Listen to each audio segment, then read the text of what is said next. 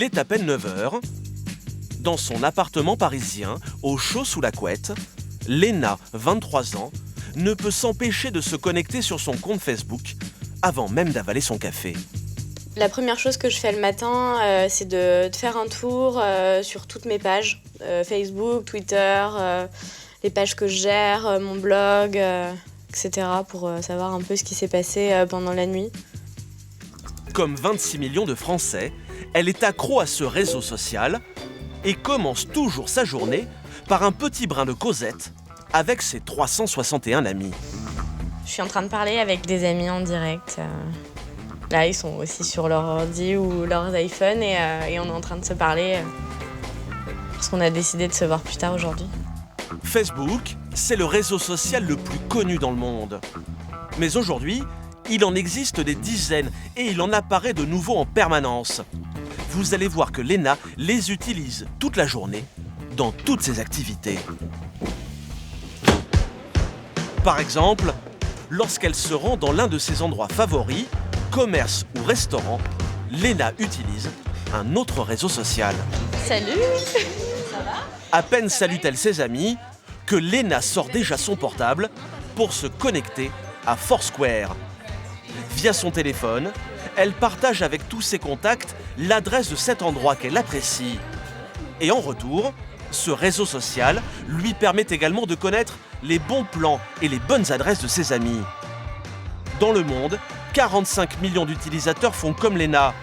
Ils se géolocalisent et donnent leur avis sur les endroits qu'ils visitent. Je peux voir des photos du lieu, des brunchs, etc. Je peux voir la liste de mes amis qui sont déjà venus ici, combien de fois, et puis je peux voir aussi les conseils. Et ce n'est pas fini. Lorsque Léna doit faire des emplettes, elle a encore besoin des réseaux sociaux. Entre un manteau d'hiver et une robe de soirée, son cœur balance. Alors pour se décider, elle va demander l'avis de ses amis sur Twitter.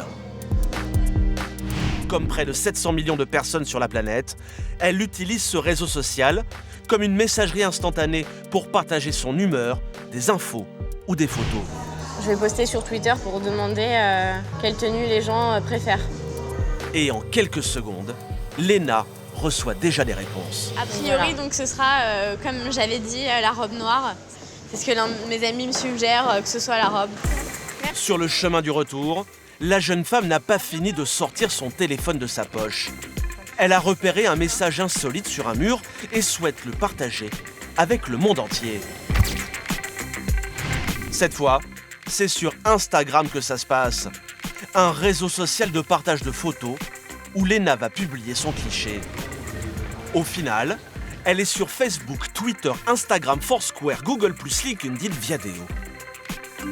Je suis vraiment addict et du coup, j'arrive absolument pas à imaginer ma vie sans. Mais ce que nous ignorons souvent, c'est que ces messages, ces humeurs, ces photos que nous publions toute la journée ont une valeur. Derrière ces réseaux se cache en réalité un gros business.